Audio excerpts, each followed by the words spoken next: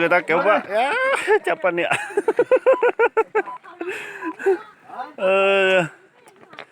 chắc cái mùa oan pan nè lơ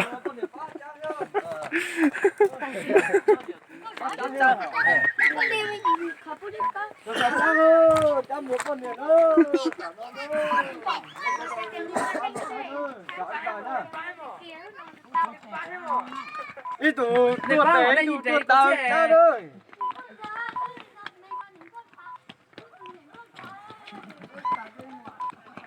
hả bánh chưa bắt đầu hải sản à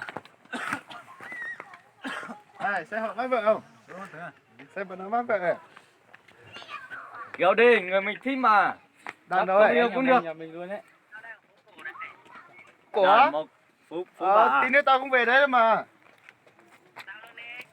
Tao đang má phi lê này. gia đình mỗi người ở đây một chân một tay Hả? Mà nó tác đi. Vượt qua thì... Tí nữa bọn tao lại... Ôi. Hơi sâu. Mà nó cốt chặt. là cha tàu mổ nữa này sao nữa là xích lúc cả lò là mổ nữa sao đi nó nữa anh em nào thích thì chia sẻ cho nhá